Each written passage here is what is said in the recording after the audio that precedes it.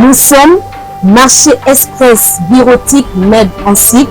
Nous vendons pour vous des matériels informatiques tels que les imprimantes, les photocopieuses, les produits consommables, les cartouches d'encre et tant d'autres.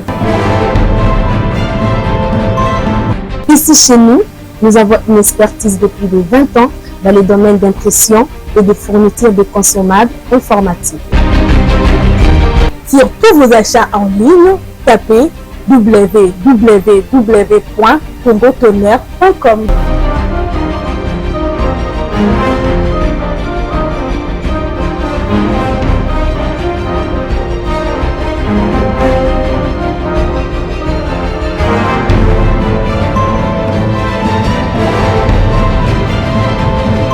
MEB, c'est vraiment un marché informatique. Commandez aujourd'hui, réceptionné dans 24 heures, stock, disponible partout en République démocratique du Congo.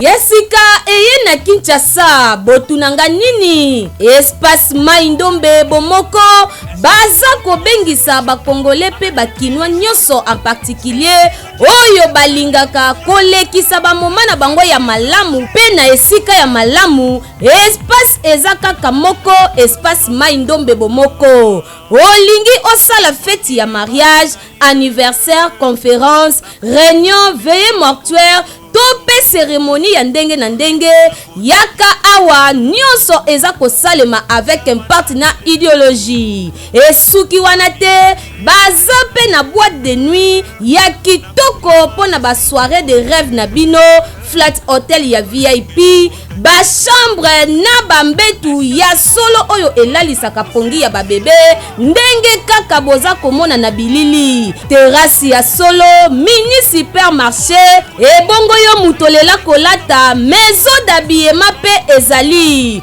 wifi climatisation mai pe courant impeccable. Vous avez un espace Maindombe.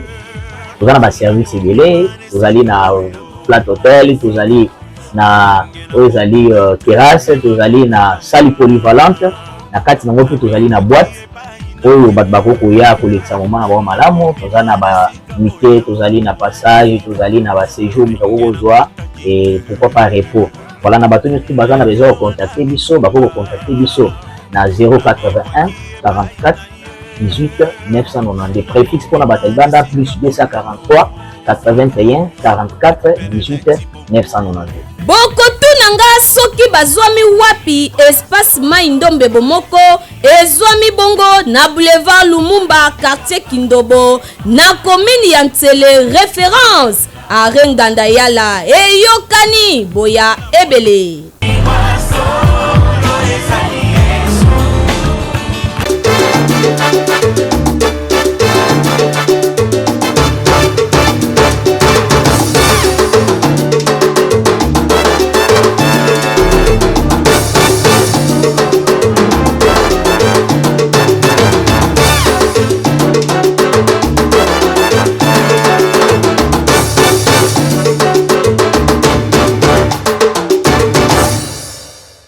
La République démocratique du Congo à travers les provinces à Kinshasa, dans les provinces différentes, Grand Bandundu, Équateur, Congo central, partout, Bolanda, Kambonda, École, vous pouvez toujours confiance. Parce que tout ça, là, peut permettre que vous ayez des informations et à temps réel, en tout cas, Mote, Kibia, Kolonzambe et Zalana, Mabota, Nabino. Par là, tu peux directement aussi des voisins, la diaspora, la Congo, Brazzaville, la Angola, la Afrique du Sud, partout dans l'Europe, dans l'Asie, dans l'Océanie, dans les États-Unis. Nous avons besoin à travers Blue OTT International, en direct, dans la chaîne de télévision à Ville Province et à Kinshasa, et pourquoi pas aussi dans la chaîne YouTube, Nabiso, Bondaya, École officielle, Bisika Bozali, Mote, Kibia, Kolonzambe. Et Zalana Mabota Nabino.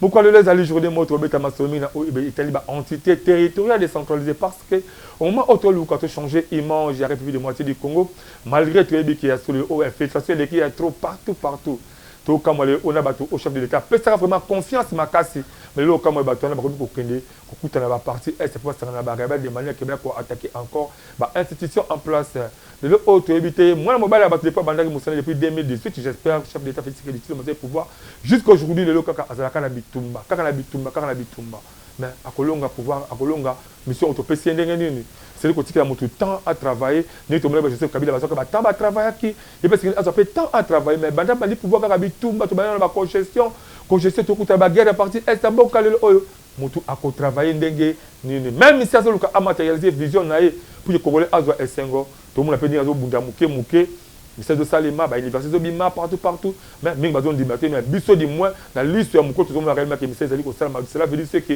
ceux qui ont vraiment tant d'aimé Bimba, possible à changer image, tu peux aller ça, RDC, Rob Yassika. Tu remets ta maçonnerie, Nicolas, d'abord, si c'est Platon, derrière, Héros dans l'ombre, je travaille dans mon amboka, Benjamin Kilunga et mon amboka, Christian Mouché, qui est sans oublier, Wilfried Samba, papa Yaban Ebele, réalisation finale, régie finale de Simami, et pas mon amboka, Egrida Mateta. Donc, vous avez invité Mibalé le long Royamba, malgré que Platon le les a 3 chrétiens. Mais non, c'est quoi? Premier chrétien, mon amboka, Christian Bolemo, on a dit que Platon, comme ça. Mon amboka Christian Bolemo. Bonjour. Bonne année. Bonne année, là, papa. Et pourquoi souhaiter bonne année? Parce que depuis la caméra, depuis année Badia, c'est ton côté déjà. Ton côté déjà plateau. Bonne santé. T'es santé ça qui toko. Makasi. Vous êtes fou moi bien. La vidéo Michael Jackson. Nous sommes dans ma taille 16. Je dois ma taille 16 vraiment. Bonne année malam les sous pour bonne année aussi la siko non, na bana nyoso ensele. Bonne année les sous malam na bana nyoso ya changu. Et puis na bana secteur ya basengele na province ya Mai-Ndombe. Bon basengele. Oh ya bino ye. Bon attendre mbelo. Alors, plateau ya 2026 comment vous appréciez? Non, le plateau moi qui toko makasi et puis au bagisi vraiment j'ai senti le confort. Bon d'accord. Système surtout ya beaucoup kaka moko. Ba leader ba le soutenir mi société. Système ba le soutenir ba vatirer ba pour le plateau vert moeza qui toko makasi. Confort et mati makasi. Ça c'est déjà presque une grande télévision. OK.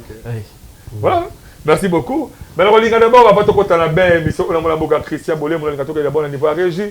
Tout ça, réellement, soyez dit que vous avez besoin de là. Comme un journaliste, c'est bon professionnel.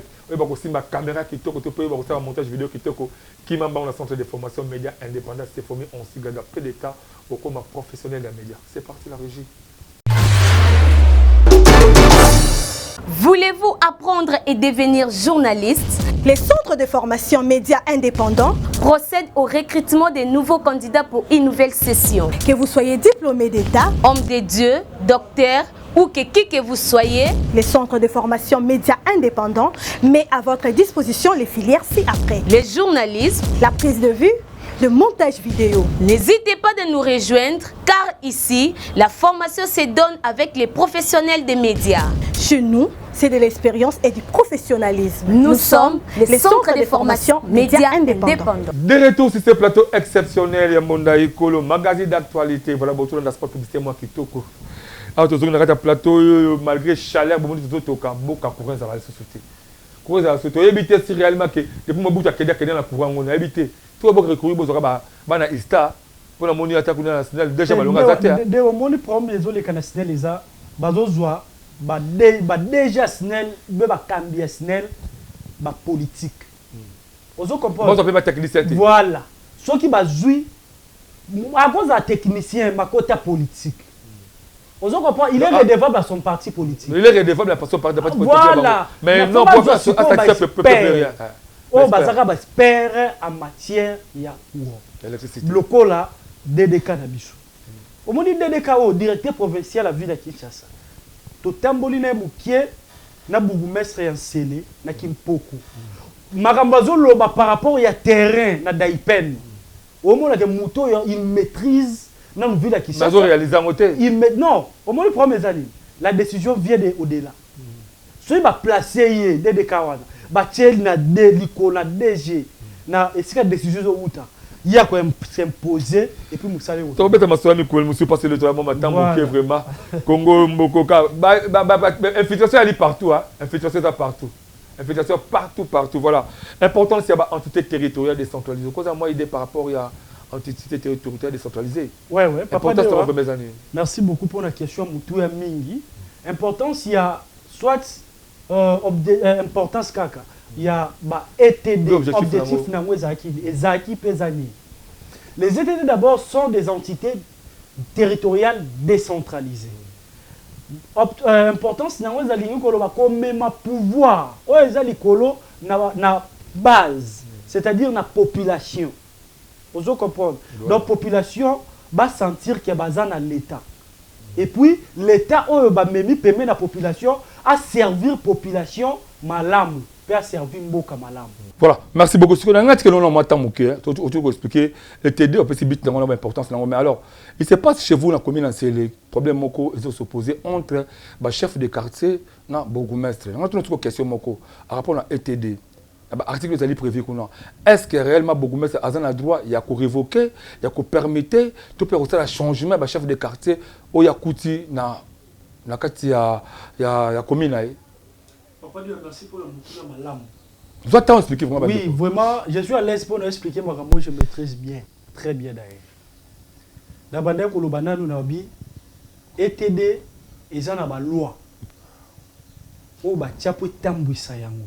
Na kati ya loi wana toza na loi organique numéro loi organique ya 2008 ozo pesa bourgmestre force peut pouvoir ya ko permettre ba chef de quartier ya ko tia bango pe na disposition personnelle, c'est-à-dire quoi ko permettre ba chef de quartier azali na quartier songolo ba tie na quartier fulani ba longoli agent à l'état. Azalaki pe na quartier fulani donc matekine ba bouger en côté. Ba bouger en côté. Azalaki salaire ne va bouger. Azalaki pe na quartier songolo ba tie na personnel par rapport peut-être il y a étambolinaye azo respecter tes visions mo continuer dire quoi za bourgmestre. On a changement. Wana za ba tie na personnel, azo na disposition ya personnel. Les appels ba longoli musala te. Ba longoli pas agent. Mais il n'est plus chef de quartier. Oui. Pour le moment là. Donc ba relukele affectation après. Et ça le quoi va punir pour matérialiser vision ya chef na directeur à bourgmestre. Na yango ba chef de quartier bazana ba chef de quartier mususu. O bazo cibler ba kondi o bazo sa musala malamu. Bazo luka ba bebi sa vision ya bon kondi ya mboka muko antombolo le grand mukishi. Et puis na vision na tiango kati ya le gouverneur compétent Daniel Bumba ba bebi sa yango. Na sens ni pour ça, Franck Monzola Meso, les compétents bourgmestres de la République, la commune en scellé, pour commune en scellé Koufa. Vous avez trop combattu, tout le monde. Trop combattu, na sens ni. Basali memo na bango, qui ont déposé dans le ministère intérieur pour faire suspendre bourgmestre Franck Monzola Meso. Pour nanini, balobi bourgmestre Franck Monzola, na katia memo na bango, bourgmestre Franck Monzola Meso, asali sara salon wa moto. Alors ça c'est bon chef de quartier salon Wabutu. Bien alors ça c'est bon chef de quartier ba cantonnier là. Mais eza ko pesa ko ça la publicité à mon kondi ou mais eza ko luka ko quoi ça. Moi pour moi na mona ke ba ça ni publicité à mon kondi. Ba savoir. Ba plainte d'abord dali que ça ba ça ni publicité à mon kondi ça les savoir ba kondi ba linga eli susu mingi. Pour si kada ba raison ba pesi. Eza mbela ya ba kondi. Vision ya bakonzi ba pesa mona mboka Franck Monzola Meso. Assainissement. Moibutu. Ba mo bakonzi Daniel Bumba sa assainissement makasi. Donc mukonzi moko ta ko permettre que chef de quartier moko asala ka salon hotel okuta. Lika mususu bazolo ba ke ba chef de quartier so ba permettre ye akei akufi. Le mouvement c'est Franck Monzola Meso zo permettre ba nani papa deo. Azo permettre ba chef condition de ça permettre voilà azo permettre ba chef de quartier oyo azo sentir ba koli azo permettre ba mikete ba bazo répondre la vision na voilà ba oui ba ça dit que ba koli ba komi na ba 75 ans 80 ans ateli que papa oyo a komi na gaillard zéro mais il y a même des jeunes parmi ces permis là non ba jeune baza so ba jeune baza mutu moko aleka à contredire nga na plateau na yo. Pour ngana na affectation na roya na okutumba la sima. Je crois lundi mercredi. Sont toujours des vieux bazar à partir de 70 75 80 ans. On va permettre bango na sens que va rendre appareil administratif fort sur le plan assainissement, sur le plan sécuritaire. Excusez-moi, le bien c'est peut-être à permettre bango ou à bango la personnel. Moussous a permettre bango, Moussous pour amoni qui a mon akasi za tché, oh mon akasi za a permettre, oh amoni qui a lemi makasi, a tché na disposition personnelle, a comme conseiller, après Sarata ma conseil na ba chef de quartier bana bazoya. Bisika ba a rajeunir pe classe wana toloba. Voilà. Le bourgmestre Sembo azawana pour redynamiser l'appareil administratif ya commune en Sélé et comme fort sur le plan sécuritaire, sur le plan assainissement. Ya on a lunyana lobelo komoko mutazo ko kasuko sa salongote papa deo. Papa 70 ans ça salongote. Or parmi les prérogatives comprimées d'un chef de quartier, l'assainissement doit être un cheval de bataille. Mais papa 70 ans, 75 ans, 80 ans. Alors ça salongote. Alors kokate papa, il y a 70 ans, 75 ans, 80 ans, ben maman, il y a 70 ans, 80 ans. À organiser réunion de sécurité. À pendant 30 minutes, il y a tout final à côté. À regarder le matin pendant 20 minutes pour AGPI. Il y a Franck Mo azo permettre bango soit azo tia bango à disposition personnelle pour redynamiser, à rendre fort l'appareil administratif il y a commune à Sélé. Moussala et Kendemalamu, selon vision ya bakondinaye, gouverneur Daniel Boumalouba et puis na VPM intérieur na président de la République. Voilà, merci beaucoup les alliés bongo mona mboka Christian Bolé motoze na kata plateau au juste to meka ko éclaircir moké à rapport na ba munungo ngo sema commune en Seleke bourgmestre comme ko longola de chef de quartier. Alors kota la sikoyo apport ya ba chef de quartier au bazaki wana. Est-ce réellement vous êtes convaincu que bourgmestre a procédé dans l'action, c'est parce que Amoni qui est incompétent ou Amoni qui va remplir des fois ou à sali ya ko pour que a pile petit des mots ba vanda ka ko tsabona bisika wana. Voilà papa dewa.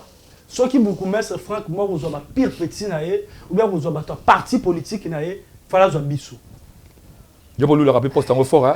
Moi je chance c'était. Na ju chance c'était pour aller. Les bourgmestre Franck moi ont travaillé nous vision naïe, bazo imposer l'autre. Soit on ça la paix fanatisme était.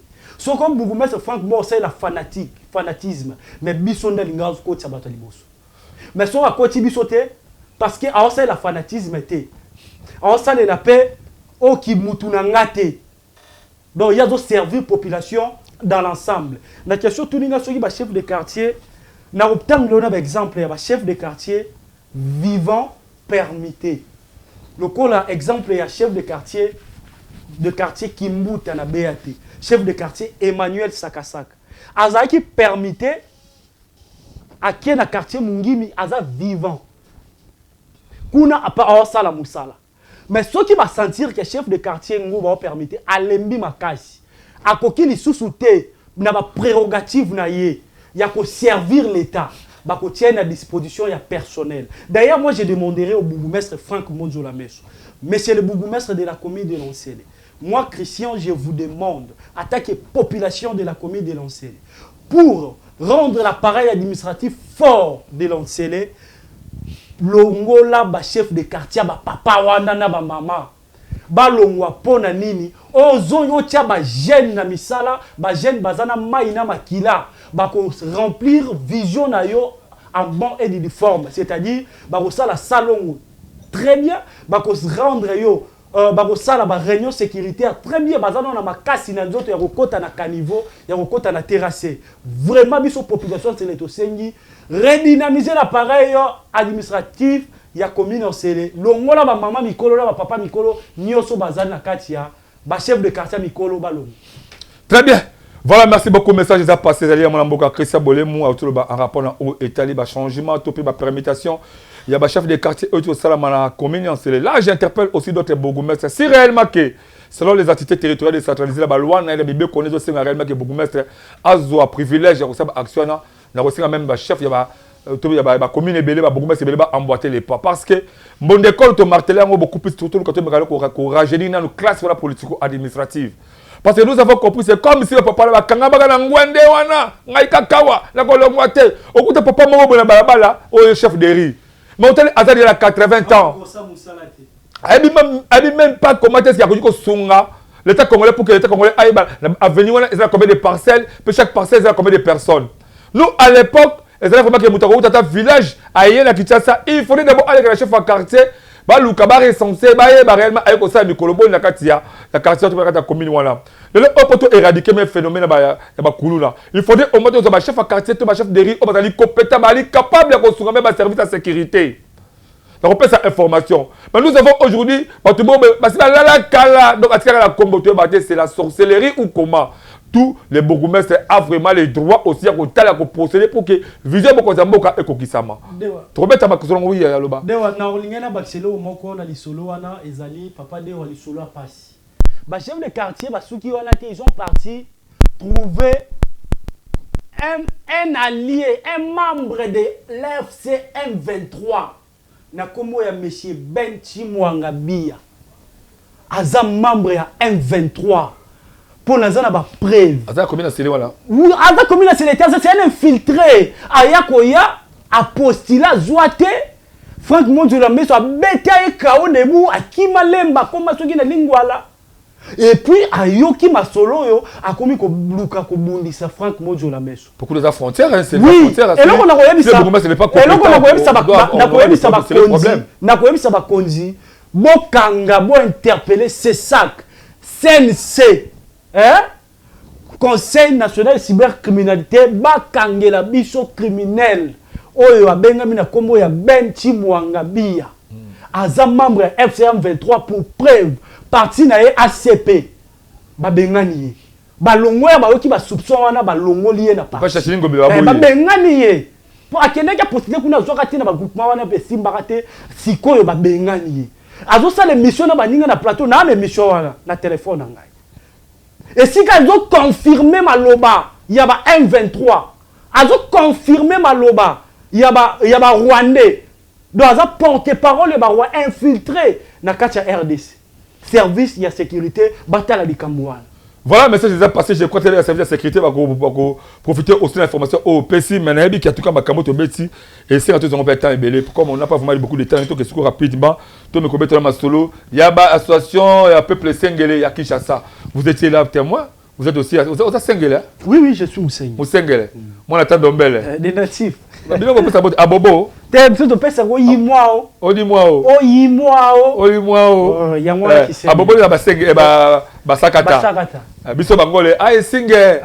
Parce que moi, j'aime beaucoup la culture. Voilà. On doit respecter ça. Alors, vous étiez là, 5 ans, il y a association, il y a Basengele, et ça a été aussi occasion pour la Bangoba, mais aussi ça échange de vie.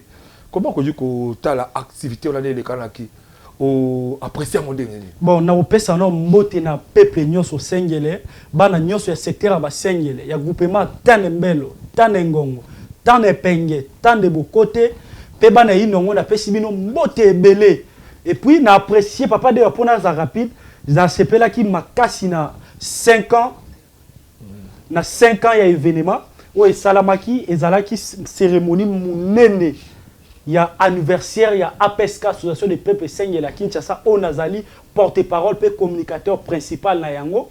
Et puis na APSK Mobimbe pesi merci pe ba félicitations na président national Fernand Poutou et puis na ba différents présidents ya ba groupement locaux, la président Paul Makani, président Freddy Bokene et puis président Dieu merci Kenel et na président Sirafin, to pesi bon matoni mingi. Et puis ezalaki manifestation, il y a échange de vœux pour balobi esika batu ba fandi. Ça s'est fait hein. Faut moi J, moi gâteau ba. Botiki ba mboka be se retrouver Kinshasa. Ko sangisa 4 culture wana. Eza lelo il y a PTT. Et que ba ko ba danse boko traditionnel beta makito on na pe kalaté. Na pesi pe merci na ba notable na biso ba honora ki biso. Vraiment makasi lokola le sénateur pasteur moi Fabopali na pesi merci mi na pesi merci pe na CG ya ministère à plan secrétaire général ministère à plan monsieur Denis Epembe na pesi pe merci na maître Alphonse Pamposa na pesi pe merci na ingénieur ya télécom ingénieur na biso Ben vraiment tozaki au CPLA na yeko pesa particulièrement merci na président Fernand Foutou président national ya PSK na Mukumba chargé à memaki pendant 5 ans à réussir, qu'on réunir Pepe Sengele pendant na groupement, tous les 4 groupements, c'est pas une messe à faire, c'est une boîte de la mer. Voilà. Merci, président Fernand. Président Fernand, en tout cas, merci beaucoup, Naninga, confiance au PCM Monda Ekolo. Je crois très bien que c'est la dernière fois. On serait toujours là prochainement. Bengabi se trouver encore pour que tu couvres ce activité. Il y a activité culturelle, il y a besoin de singles, de kakabino. Alors, votre dernier mot passe au Kabolanga, c'est quoi avant que nous éléments. Voilà. Dernier mot, on a Olingana le baron qui saigne pour nous s'adresser à bateau basé dans village ici. Voilà. Voilà. APSK, bonjour, bonjour Bambale. On est mis communicateur Lenio. Christian Bolé Moubokelo, porte-parole. Ndaka, la mala événement les dit qu'il lobby le 1er janvier 2020, le 1er février 2026, la cérémonie de 5 ans d'existence de l'APSK et l'échange de vœux. Vraiment pas merci Wouke, la Boton Koumela Kotizaki et puis la Boton Koumela Diki. Et puis on pas projeté message au Boton Koumela Balor Konja. Or on tanengong, or on tanembelo, or on tanempenge, or on tan au côté, Nyan Koumela bokaye suku, toka langue, basengele elibo kemo. Basengele tembe toka kapua toka besi on est bangongo on est bambelo on est bampenge hier to son Koumela 4 groupements les secteurs basengele to les basengele toka kota toka langa. Voilà, tout est le marque pour toka balanga yo. En tout cas, j'ai aimé. Merci beaucoup. J'ai aimé, mais je crois que même si on fait toka balanga to que d'abord on va régie pas mon mboka. Écrit ma tête à ce élément il y a 5 ans il y a associé à basengele à Kinshasa et to landa yango comment est-ce que culture ezaki respecté. Tradition, les acquis respectés pour que tous on a dans plateau mais pour nous on a ça que to kabwanité. Voilà, merci beaucoup papa de Zambal bosoté pe basoukaté mais pour inviter ngali susu. Voilà, merci beaucoup de bonnes choses alors. Merci beaucoup. Voilà, merci bande ko nangai voilà to na mona mboka Christian Bolé musuko to ko devoir régie bolanda eleba oyo ya basengele ndeli basalaki 5 ans na bango pe change de vena bango na niveau ya bikapi que peut-être azali témoin il y a événement na compte ya Mbonda École magazine d'actualité c'est parti la régie.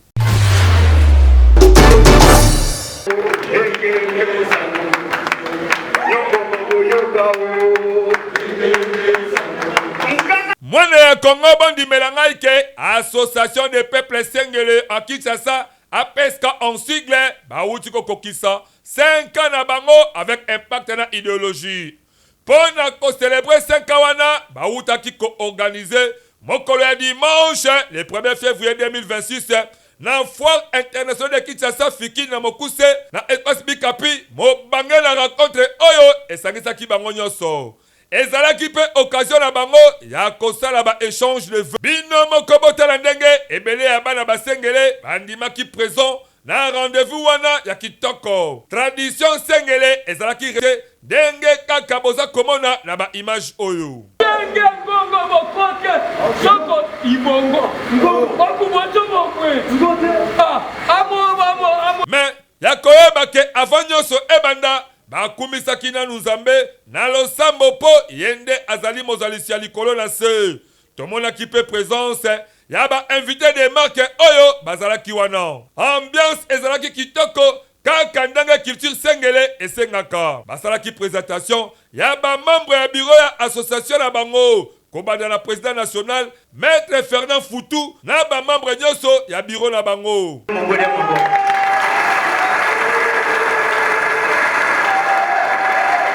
Tellement masolo elekalaki kitoko boyebake Maître Fernand Foutou na qualité na ya président association azoki maloba po na kofongola cérémonie pe ko remercier basengele ndenge bapesi bango confiance ya kokumbela association kitoko avec impact na idéologie. Anem pende ngongo mbelo bokote okologo meso ane mwangu ye lokamba lupango mudiaso boko constance négative diki ba untana bambale ba molo so bakunde na fanga ngobe bataka ko balabala kukudu eleki ngumba ebanzo lolo unde lo yene nga puse ye bayo boyaka lokanisa na engambi eso mpasi webake ambiance ezalaki vraiment kitoko kolia komela mabina ya bokoko eningisaki bana basengele po base retrouver neti kaka baza na tando mbelo ngongo basengele na bamboka na bango misusu.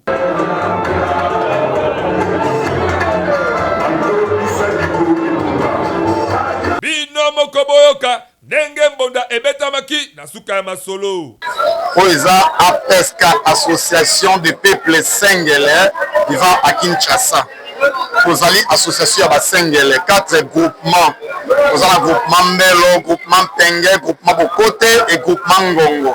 Nous sommes des autres constitués association des peuples Sengele, ces 4 groupements. Tout y a qui a pour l'existence, il y a 5 ans, il y a APSK.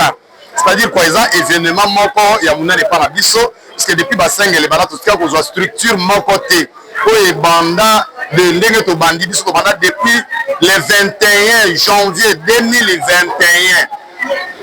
Si les lots sali 5 ans, c'est-à-dire et par la vie ces événements grave puisque la structure mingi et bimakana et koufaka.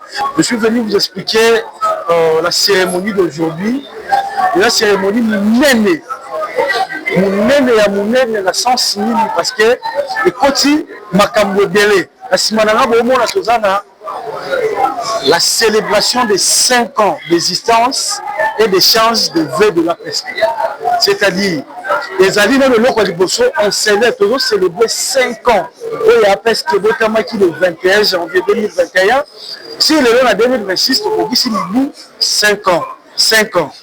C'est-à-dire, deuxième événement, ils ont échange de vœux.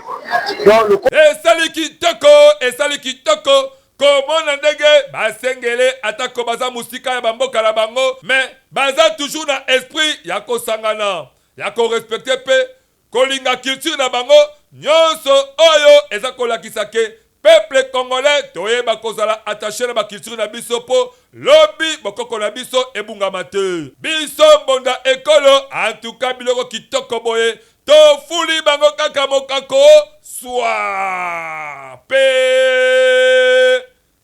Betisika Kambonda.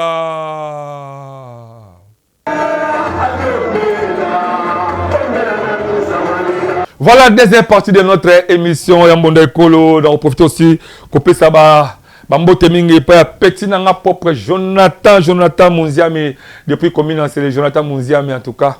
Coup de chapeau. Mon amboka Zenith Molongi l'homme de valeur petit nanga propre. Mon temps toujours premier mon côté Simba vraiment culture qui t'a beaucoup konzi Zenith Molongi je t'aime beaucoup elle n'a pas ma carte petit dans courage vraiment tu peux savoir mot de pas fomu malakata mo question voilà depuis Londres toi premier ba 4K toi premier ba 4K penser dans monde écolo ya côté kate ya don et ya peto mon moto c'est la makasi en tout cas tout temps les premiers day moko zali na ba masanga chantier bois la commune ya limiter la quartier Mombele ba chantier bois à travers Maître K Emmanuel a dit là un écolo a dit un message que ton père des morts on a dit Maître David Boufutu Maître David Boutoukou allez sur la bonne moitié n'a dit que chantier bois et en a dit chantier bois et en andé en tout cas on a parlé de la chantier bois on a dit que tous amis pour que tout Kabola Mawana et le mais avant ma deuxième invité na ngai moi na Christian Mukaba dans l'ingala sabino que to beta ba masolo toujours na cadre ka luka pour créer développement ça na kata mboka Congo. Parce que ce qui est dans le que les Boutouroué, les alités pas conséquents, quand on a Christian Mukaba, elle voulait Sika, Christian Mukaba, quand on a parce que les alités voulaient Sika, mon amboka Christian Mukaba. Bonjour et bienvenue encore. Bonjour, merci. Bonne année. Bonne année, Ndekode. Je crois la présentation qu'on a c'est condoléances, vous avez prouvé, tout le monde sur ça. Et je leur avais dit même que aux Andés, au père des papas Koufaki, mais courage encore. Bienvenue dans la famille Abissou orphelin des pères. Merci beaucoup. Merci pena Mbonda Ekolo na OEP Bosalaki qui assisté biso na tango ya passe. Nous avons commencé l'année 2026 très compliquée, mais bon, Dieu a décidé à rejoindre Molimo et Papa Mukaba qui combat Dieu donné qui était mon père. Topé Sinzame merci pour y mutaper ça qui est payé mutazui. Merci, courage surtout, mais merci. En tout cas, tu vas sur le mur, sur ça. Merci. Voilà, notamment Christian Mukaba, dans l'Ingavato, Kubanane, émission, soit lui, vous allez vraiment un vrai leader, que vous avez la vision, madame, pour la République de moitié du Congo, Robia Sika, là-bas, compartiment surtout, là-bas, où tout est bien, madame, dans l'Inga, ou la sport publicitaire, ou pour que, et puis ça aussi, ma casse, ou quoi, combien dans le monde de Colo, puis à mon plateforme, c'est parti la régie. Voilà, nous sommes à Kinshasa, capitale de la République démocratique du Congo. Mbote Congo Kinshasa, Mbote Congo Brazzaville. Congolais, Congolaise. Yo mutu ozalaka na idée ya développement ya RD Congo, magazine Bonda ya Ekolo baleki ya Yezu apesi bino opportunité ya koya exposer ba vision na bino pona bolamu ya Ekolo mobimba. Bota la bino moko, tomesana koyamba batu na plateau na biso po mutu na mutu atalisa vision na ye. Yo mutu oza na ba ide ya malamu olingi mboka ekende liboso. Magazine Bonda ya Ekolo afongoleli bino ba porte yaka o contribuer na développement ya mboka RD Congo. Oyo ayebike aza vrai leader sala lokola baninga yaka na plateau na biso parce que eza seule adresse oyo eyambaka ba leader ya makasi pe ya solo solo. Tala ndenge ba leader bazali koleka moko na moko bazali koyamba bango epai ya mwana mboka Alain Dewa avec un partenaire idéologie. To abordaka basi nyonso lokola politique, économique, socio-culturel, religion, pena basije mosusu oyo ezo contribuer na développement ya mboka na biso. Parce que j'ai toujours dit à Kinshasa est la capitale administrative. À Kinshasa, il n'y a pas de pêche. À Kinshasa, il n'y a pas d'élevage. Au qui sa place, je m'en lancé des travaux exatés. Aza ko lancer en okana ba kotoku na balingwala ba commune Kinshasa lingwala ko Kinshasa tumoni ba mateta ba sega bele na commune ya Kinshasa lingwala tumoni ba ko faso ko aza ko lancer ko tumoni ba mabulu po ya zo sala te village enregistré ya ebi que muto a outi village a sala le jour a sala a kozonga. Mais aujourd'hui avec ces phénomènes kuluna en tout cas mais où est maintenant l'autorité à l'état pour que Eluka attraque Banawana? Est-ce que les policiers sont capables ou non à rapport de tout ça? En tout cas, Alain Dewa Limbisa parce qu'on a question déjà matin na moté mais signer. Très bien. Oui, parce que je reviens Mangai. Je reviens Mangai. Nakata Mangai tona bangoli, tona badinga, tona baluba, tona bambala.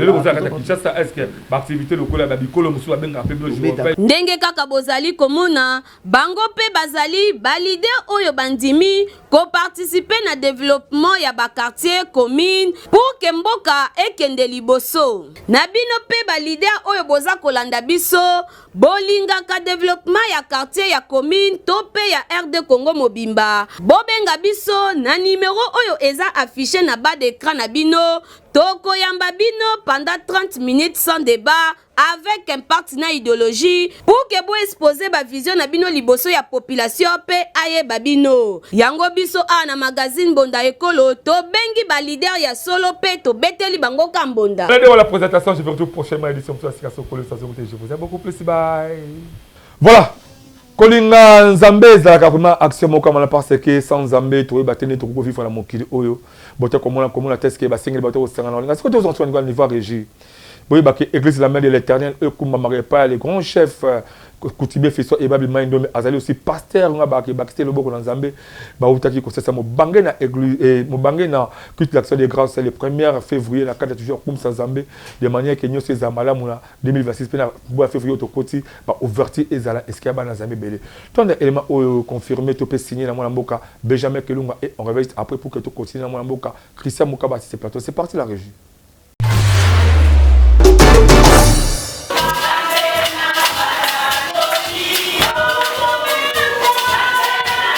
Nekonanga Congo boyebake dimanche le 1er février 2026 ezalaki opesi mbwa aboyi malgré vouloir ezalaki ko déranger ko banda tongo awa na ville province ya Kinshasa. Boko tuna ngai nini bondi melangai ke rendez-vous ya église la main de l'Éternel oyo ekumbamaka na le pasteur Fiston et Babi bakisele loboko na nkolo baningisaki kiti ya bokonzi ya Nzambe bozalisi ya likolo lancé avec impact na idéologie ndenge kaka bakanaki.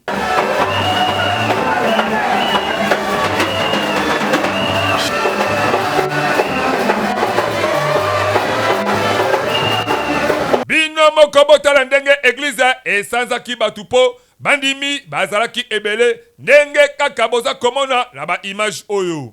Louange nde louange na ngambo pe ya kantiki kuna kutu lala na yo programme bébé po ezalaki dimanche moko ya esengo makasi ndenge kaka bamesala kokumisa Nzambe boyebake mateya pe epesamaki kitoko epai ya moko ya basali ya Nzambe apôtre Willy ateyaki na tebi moko kitoko. Passons de l'autre côté. Mateya wana elendisaki bana na Nzambe po baebake ya kobanga eza nango te.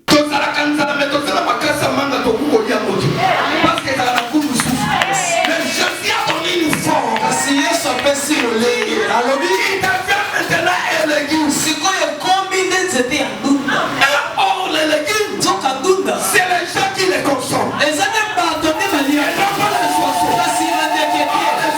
Kaka na Kiltiwana, action de grâce à dimanche, le 1er février 2026, les pasteurs Fiston et Babi, Bakisele Loboko Lankolo, Akabola ki ba enveloppe, et pas ya bandimi na epo, ba banda kosala mombongo, oyo, et ko permettre bango, ba vivre kitoko, na ba mabota la bango. Tomona ki pe, ebele, ya ba chaise en plastique, oyo, apôtre Willy, akabela ki église la main de l'éternel po, ba continuer, koyamba bana na nzambe kitoko, avec impact na idéologie.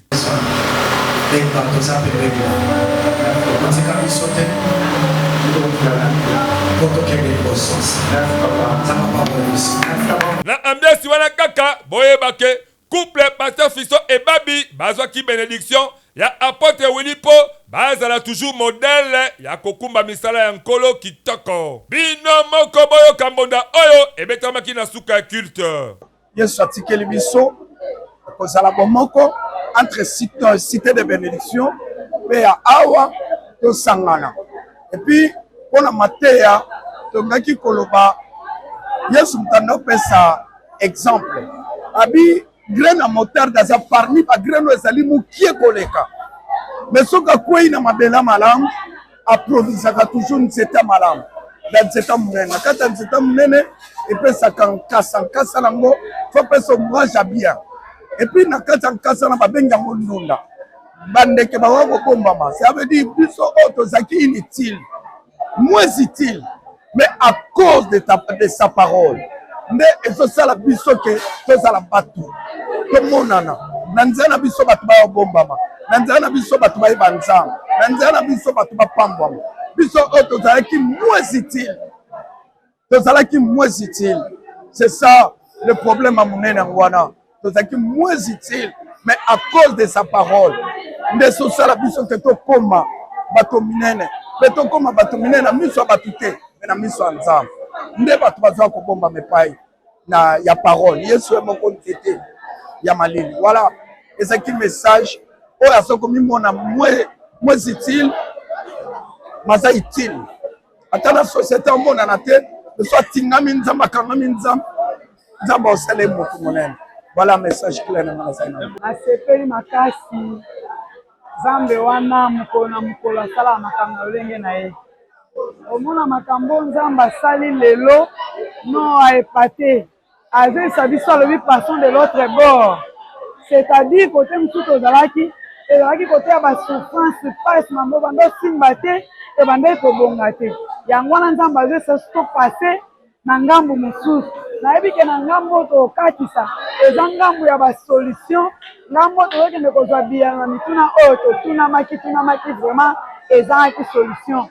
Ah oui, ezalaka nde boye esika bana na nzambe basangani boye bake loboko na nkolo ezalaka toujours permanent po na kopesa elonga kosenga kaka na le pasteur Fiston et Babi a continuer musala ya nzambe na bolingo nyonso kaka ndenge aza kokumbela yango biso monda ekolo tofuli kaka mokako swa pe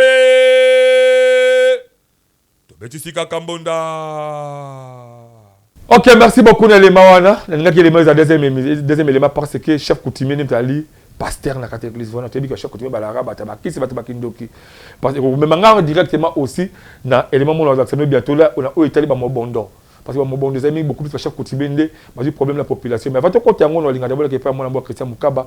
Tu n'as reçu souvent mukina entité territoriale décentralisée. Tu as demandé comme ça tu que Christian Bolemu ou Christian Mukaba mais avec après ko balé mukina 2 minutes à rapport à action ça niveau commune en scellé bourgmestre a changé ba chef de quartier ba lamentation de partout est réellement ba bourgmestre ba commune monsieur ko emboîter ba pawana c'est ça malamu ou ba ko procéder ba mécanisme monsieur pour que kimia ils à la partout ndeko alede wa na pesio merci au moni na félicité parce que nous avons pris au moins 4 à 5 émissions pour nous expliquer le fonctionnement de l'entité territoriale décentralisée. Tout y qui n'a pas l'organique. C'est comme si que l'organique numéro bar 07 bar 08 de juillet 2008, ils ont qui première l'organique le législateur congolais ça qui pana biso mais makambo na landi pende konenga o loba makambo ya changement to kolongola ba chef du quartier d'ailleurs c'est quelque chose de très important. Tu sais, la loi organique 2010, maintenant, moi je parle de 2010, c'est la loi organique 2010, n'est pas si Bougumestre, Makoki, Yakolongola. Pour Bougumestre, n'est pas un chef du quartier. À proposer à na conseil communal. Na ba conseil, voilà, na quartier tel, le quoi, tout ça, il y a Sika. Pour Bougumestre, n'est pas une habilité à couper ça même comme il est venu. Azali na habilité même couper sa combo ya quartier. So ka pesi combo ya quartier a petini na hiérarchie na ye malembe ekozala informer ba couper sa information par président de la République na conseil des ministres nde ba lekisi yango mbala moko. Lokola bokomesa ali na habilité wana le même le bokomestre na l'organique numéro 2e l'organique il y a 2010 nde pesi bokomestre ndingisana. Donc mwana mboka Franck Mbonzo la meso oyo azali ko sala na commune ya Ntele ils allaient quelque chose du jamais vu dans la commune en télé. Ils allaient loko oyo Franck Mboa ko sala ya Malonga.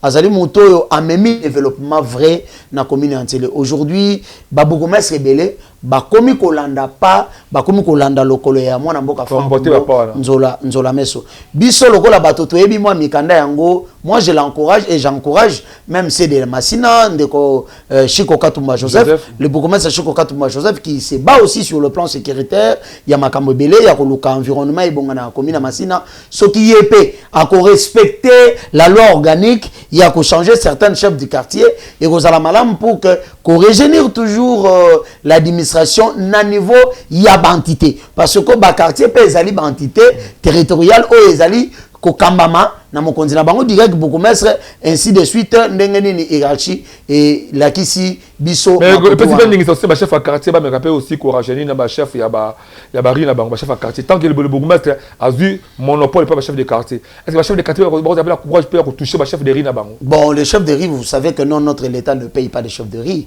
chef de ri beaucoup changer lobby qu'on est au déranger parce que ils sont pas payés parce que mais ils sont les premiers agents et ces gens-là, ils ne sont pas payés par l'État. Ils paient ou ne paient pas le faire.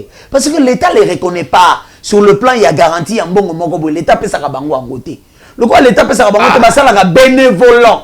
Non, je vous dis, chef de riz, ça la bénévolant. L'État mawa. Ça la capote sur l'État. Comme tout ça vraiment, mais ce que nous demandons, il est temps. Il y a bateau ba sengeli ko sala pona ko bongisa mboka na biso na environnement na biso pona ko sala musala ya sécurité na biso ba sala yango parce que nous avons besoin de la paix et il y a makamu mususu. Mais quand actuellement c'est quoi le niveau même gouvernement provincial à Kinshasa Daniel Bumba d'abord il y a l'incompétence et après tout le monde peut clairement parce que Kinshasa c'est sénété.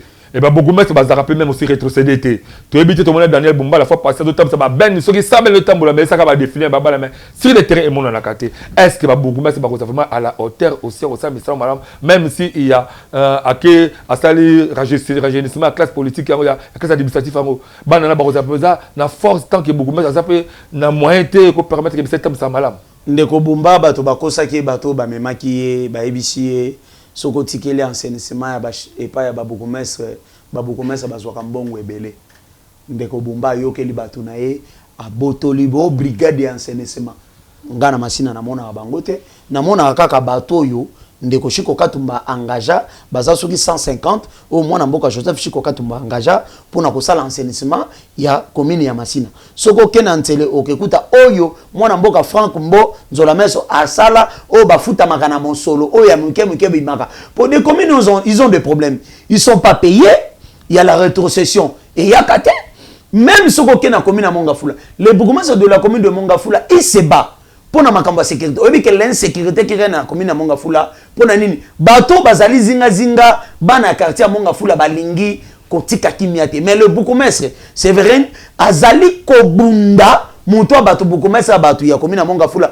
akobunda pour na kopesa sécurité mais il y a qui beaucoup de complicité bakama bébé oui mais c'est ça ce que je dis non le bourgmestre Séverin ezali responsabilité na été peut-être au bato ba akizé ezali bato ba ko tambusa sango ya mabe omoni bato balobaka si vous ne voulez pas de votre chien vous l'accusez de rage donc ezali na ba quelqu'un notable o ba ko mona ba intérêt na bango ezali étouffé pour l'intérêt de la commune. On ne peut sévérer que ça les alliés intérêt de la commune. Les alliés intérêt individualité. On ne peut chico quand tu vois que ça les alliés intérêt à Massina. On ne peut Franck Monde la maison que ça les alliés intérêt à Massina. Il y a un télé. Les alliés intérêt na bango individualité. Mais le col abisso ba notable abisso ba tout ça la politique na ba commune wana to luka ko bundisa finalité pèse à la rater. Mais en attendant il faut tout apporter apport na bisso pour MMA vrai développement nakati ya ba commune nabiso nakati ya ville province de Kinshasa nakati ya entité nabiso. Voilà, merci beaucoup, courage na mwana mboka Cheko Katumba Joseph, premier citoyen de la commune ya Massina. En tout cas bravo bravo na yo tozomona musala zali ko sala malgré que bosu zali bouquet. En tout cas continuer encore, il faut toujours être partout partout. En tout cas, il y a des rappels de même manière aussi, j'ai salué même moi, le bourgmestre adjoint à la commune, c'est Christian Matata, le bourgmestre Christian Matata, l'homme par excellence. Il y a le chef, le numéro 1, président, il y a la Ligue des jeunes, il y a Grand Bandondo en général. Voilà. Tu connais ce qu'on a dit comme étalé phénomène Mobondo. Phénomène Mobondo et Tiki Bateke à l'hésité.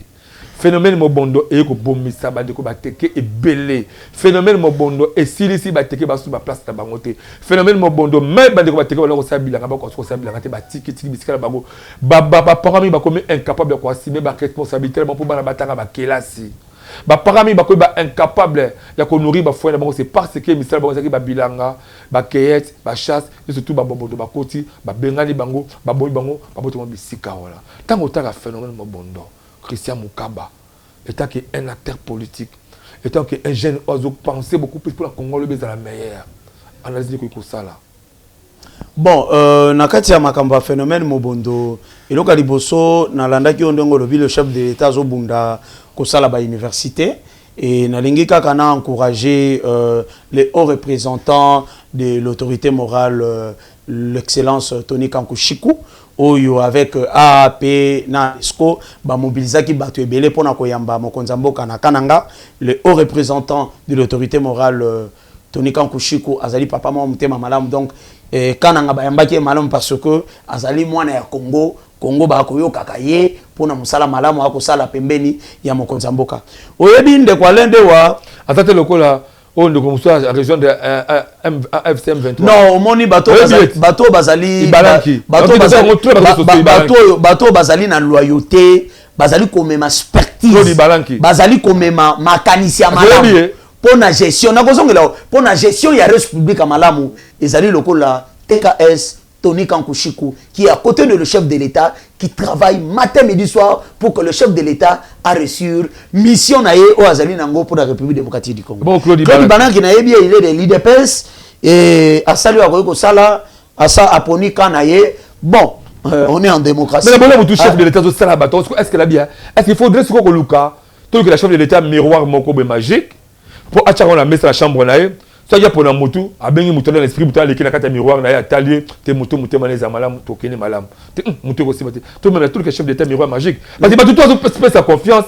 Parce que ko l'accès kaka, makamba beto sous cap na Congo lelo. Ndeko Alain de wana ebisio monde, ezali na moto moko asala combat ya IDPS makasi. L'honorable Géry Dikala. Azala ki pembeni ya papa Etienne Tshisekedi depuis des années.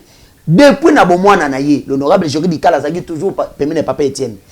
S'il l'honorable Géry Dikala azali pembeni ya chef de l'État Félix Tshisekedi Tshilombo a travaillé sans être nommé. L'hypocrisie aussi hein. Non, je vous dis, pourquoi toujours Géry Dikala o komona ba misala ko sala na lobi azali nommé té. Hypocrisie ça va passer le pouvoir azali na mandat moko te que l'ordonnance banoma qui est lokola ministre ton DG moko boye ton ani po a aider le chef de l'État non. Mais en tant que député, j'aurais dit qu'elle a dit que ça la pour aider le chef d'État. Mais le problème de Mobondo, le problème à Mobondo, moi je suis Yaka. Ça fait très mal, il y a comme un comportement, il y a batu kokufa. Problème à Mobondo, et l'ongwe kuna musika, et koko mati na ville province à Kinshasa, précisément na commune à Maluku. Mikolo yuti koleka to yuti komona, ba même bateau bazali na ba conflit wana, ba ibaka, ba corniche ya pylone. Il y a Snell ou ezalaka na Maluku. Nekodewa problème à Mobondo ezali eloko yo l'État il faut renforcer l'autorité de l'État.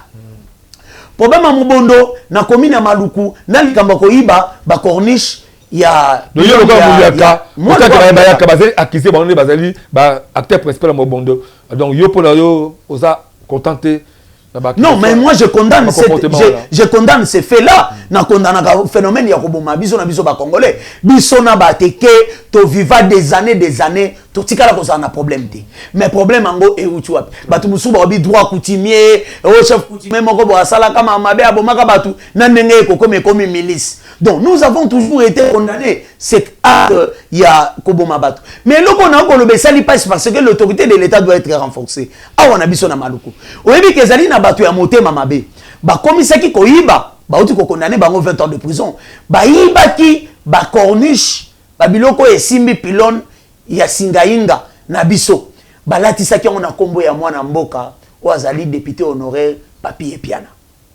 Les lois de justice a lavé, a dit tout clairement que le notable, il y a même un vrai développement dans la commune de Maluku, Papi Epiana, Azali, innocent dans Makambouana. Population banda y là, pour nanini, il y a un autre koloba, même Makamba commune, il y a un autre koloba, Ezali na ba notable, oyo bazalaka, zinga, o komone mutu malamu, mako cha mutema mabe, songi, pour que batuba inayo. Ndenge baluka ki ko bebisa, l'image, il y a mutu en même développement, université, école, hôpital, centre de récréatif na commune Maluku, Papi Epiana, balatisa ki makamba ba vole ba corniche. Heureusement, la justice congolaise que nous saluons, basali musala ndenge sengeli. Donc moi en tant que scientifique, moi en tant que leader d'opinion, en tant que jeune de Tchangou, nous condamnons avec ces dernières énergies cet phénomène. Oyo même biso moko autochtone bana Kinshasa, tokomi ko luka kokota na phénomène mobondo. Phénomène mobondo est comme ma biso na développement. Moi, je demande à mes frères, je vis le vice-premier ministre, le ministre de l'Intérieur, le ministre de la Défense, Nenge Bazali Kobunda, pour que solution isidouane ezwama. Donc, nous félicitons les efforts du gouvernement pour que tout vivre en paix. Le loyo, c'est difficile, na mutukawa, au Kendeti, Bandouduville, au Komakana, au Komamasiambio.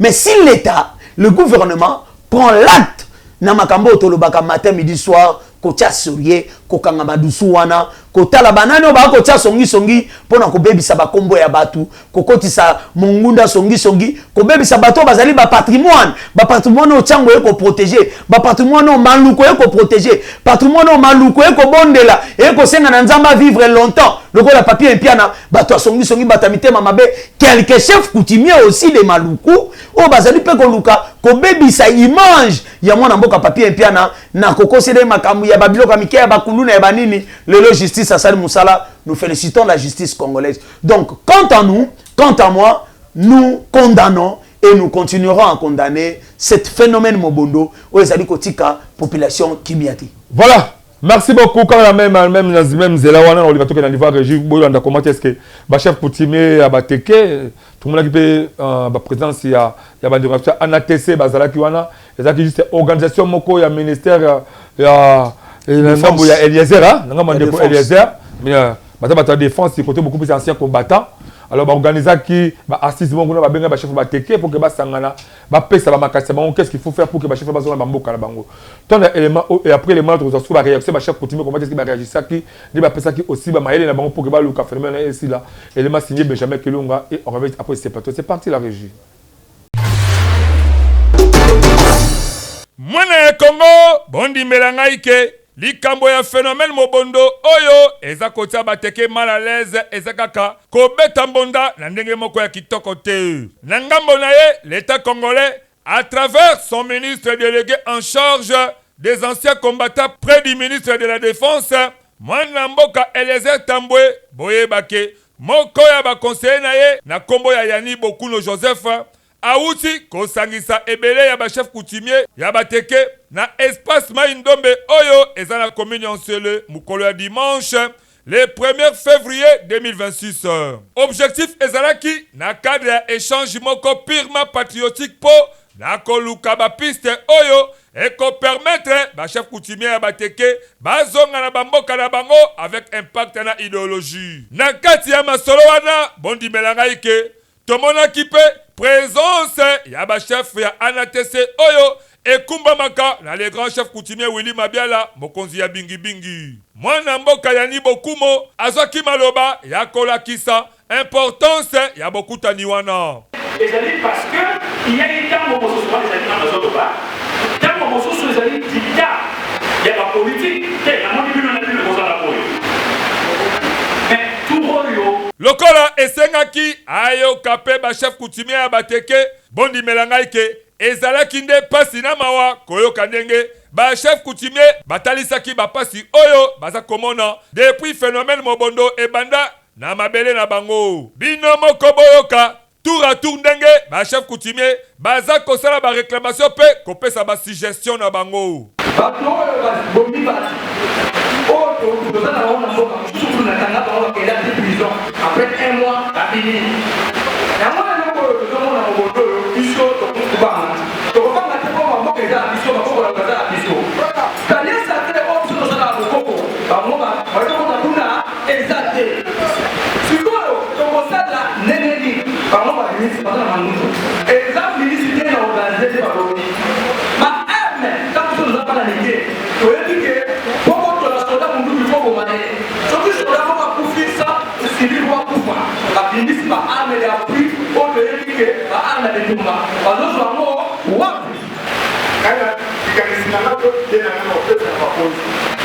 Pona kozonga na mboka so bateke otozonga esengi liboso bato nyonso oyo bakomisaki biso abila libanda po etikala boyele bakonzi ya mboka tosala na bango elongo totetere bafumu oyo bakundanga na babalabala bafumu oyo baza na bazamba totetere bango tokundi bafumu wana na okunda bafumu wana aussi bandeko mosusu bakufaki na bazamba ezala ndeko nyonso naelekaka bamuka na bele todongoli yango tosali baseremoni coutumiere tosali bokoko mboka ezonga na kimia fumu bakozonga na mboka presidente bafumu bakufa bazanga sécurité te mokondolele ye motane kosonga yanga baboma na mabele ya ngai bato nyonso bayanga wana bayanga basalaka te basalaka yini ngai natela natongola mboka na bana na ngai na balo ya mabango bazosala na misala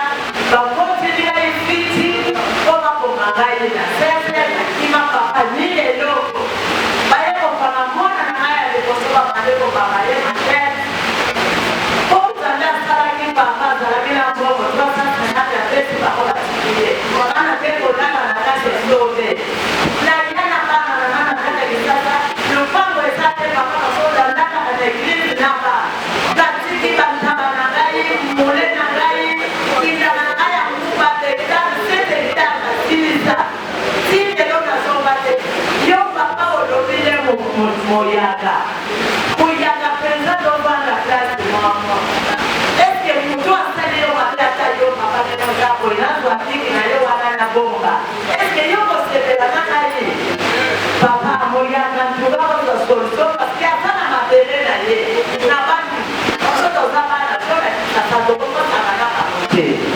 nde tovandea bandeko bokokomisa mokondo wana baministre basangani baza na mpio balingi batakekana kaka nde tovandea na yangata basoto bazanga njana na balongoli bango balongwaki deja batikali ndambo lelo na nkanda batondi ebele ya tongi siko bango bango kate 3 heures bakanda nde tovandea soki bopena bani lelo te ni 3 jours na nkanda bao.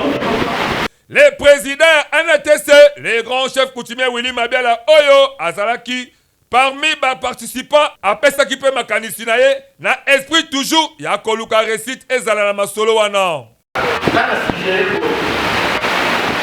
tout ça, la commission, il y a Kabazala, ils sont fait la télé, tout ça, pour la bokatanisé, et pour la malade, bakata à scène à tous. Adam Moubati qui bosse pour arrêter. Il y a des commanditaires intelligents. La carte, il y a un Cambolo, la mission de la Cambolo, il y a un Cambolo, il y a un Cambolo. Alors, donc, ça y est, moi,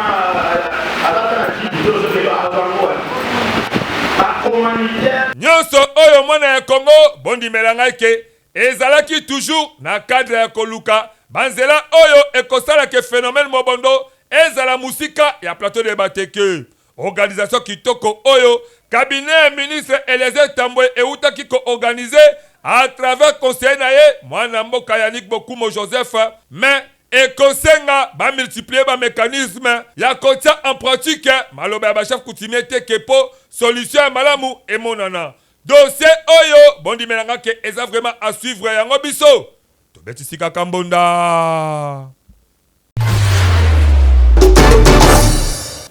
boyebi que chef de l'État na mission na ye ya koluka kimia na bikolo nyoso to na bituka nyoso ya ekolo na biso apesaki mission na son excellence Eliezer Tambwe Oyazali, ministre délégué près le ministre de la Défense nationale na charge ya ancien combattant mission pour na kosilisa mobondo bongo ndeko Eliezer Oyazali, ministre délégué azwaki bâton de commandement pour na kosangisa ba ndeko teke pe yaka na tina koluka solution na phénomène mobondo bongo lelo esengelaki na biso ba tozali ba collaborateur na ye koya koyoka bandeko bateke na niveau ya base koyeba makanisi na bango ezali nini pona kosilisa likambo oyo ya mobondo omoni assurance ekoki kozala kaka na processus oyo tozali kosala tozali na kati ya nzela oyo ezali ya processus but na yango ezali koluka kimia na niveau ya plateau de bateke toyebi ke bamobondo bazali kaka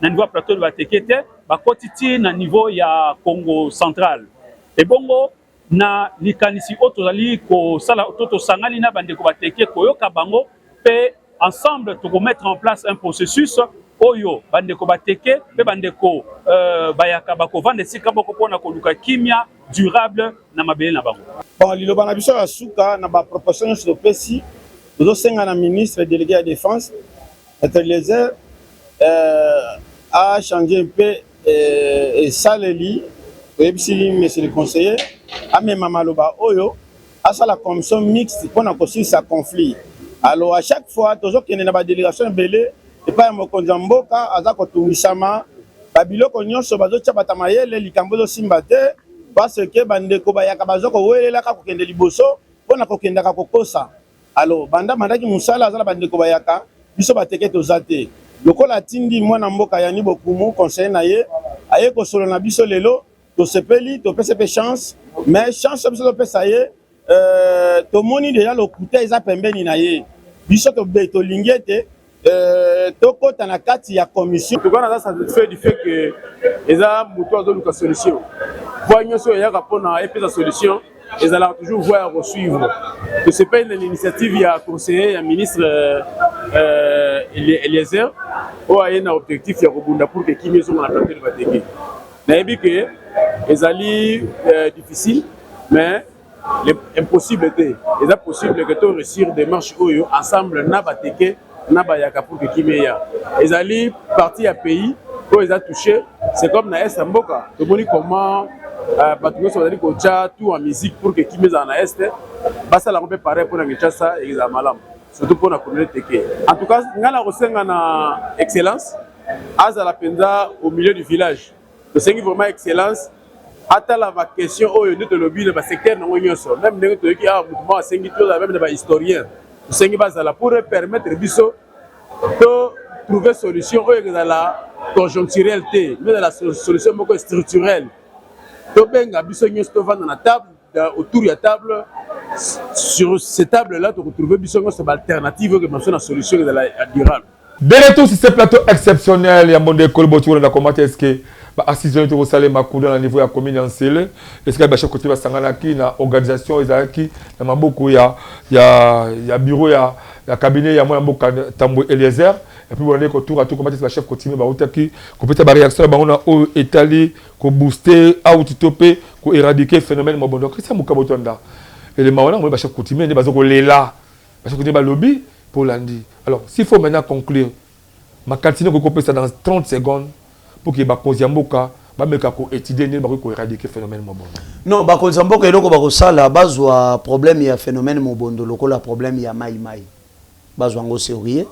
bazwa problème ya mobondo lokola problème ya mai na répété en 2 fois bazwa yango lokola problème ele kaka na Ituri balengo na balengola wana la Kisangani bambole na balengola bazwa problème ya mobondo lokola problème non comme on a ça ezali entre eux oyo ezali 2 tribus oui baobunda c'est très dangereux si aujourd'hui l'état bayokani batumsu pe bakoyoko créer pour que ba continuer kolia kambongo comme ça là wana kolia kambongo ce sont de chefs coutumiers au pe bazalaka sima ya ba conflit wana mais ce que nous demandons à l'état congolais ba fongola misu ça fait plus de 5 ans bato bazo kufa ezo sala malamu te gouvernement ameka kozwa cette fois-ci solution na makambo ya mobondo nanga beto malkema question moko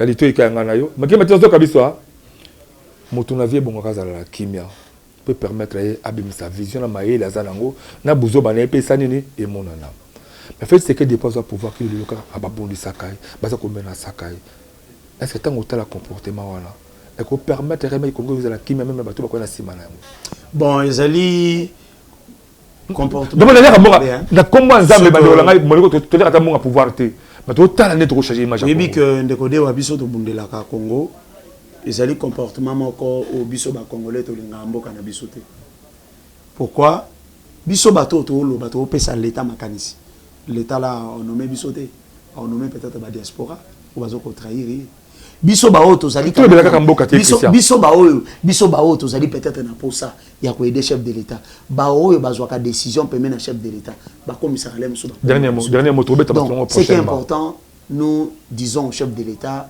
asala musala biso to sambela ponae tous allez ko encourager tous allez ko sala to ko sala na moi pouvoir o epesa melaka biso pour que population ayo ka moi makanisi na biso pona développement na avancement ya boka na biso. Voilà Christian Mukaba zongi déjà azaki en deux les premiers éléments de cette année 2026 parce que toute mois janvier d'abord les 3 j'espère comme ça on a fait la papa on pouvait pas Yakoube Ngaya na plateau répondre à questions c'est ça maintenant les bons moments poser des questions de bon message autour na suggestions et autres pour que moi Christian Mukaba azalaka analyse mot permanent mon école répondre il est là on va passer sur un plateau tout le temps mérité parce que temps et travailler beso merci à Bandeko merci à Christian Mukaba je crois bien en mercredi on se suppose je suis mercredi merci beaucoup voilà. Merci à Benjamin Kilunga, merci à Wilfried Samba, merci à Christian Moucheke, merci à Egrida Mateta, beaucoup de s'abonner massivement chez tout le monde école officiel à l'aide de la présentation. Talinga Binetro, bana chantier bois, dès les amotés malanga l'aide wa. Tous ensemble pour que tout le kato kunda. Mon a besoin chantier bois maître David. Merci à maître K, merci à Bandero partout bois aller. Je vous aime beaucoup plus. On se retrouve prochainement édition de Sika. So collègue azomoté, je vous aime. Bye. Allez kaka mwana mama allez kaka mwana papa allez beta bonda ekolo mwana mama allez beta bonda ekolo mwana papa allez beta bonda ekolo mwana mama allez kaka mwana mama alenewa kaka mwana papa alebeta bonda ekolo mwana mama alebeta bonda ekolo mwana papa imunu kibeni fumu senga dia fulama yaloma peva longo mumeni meni omugila yatambula yo ya tetanga toto di famba meneka ya tetanga toto di dolokele kwe toto di dolokele mfamba de dondo simba dondo bandoli la ngadiambo mbagi kambagi ngadiambo muna kyandu kivemba lasa je faire chez ya makusi menwe menumani oba tudi di pakasi wa mona pelefi ipona lendiwa papa ya bana journaliste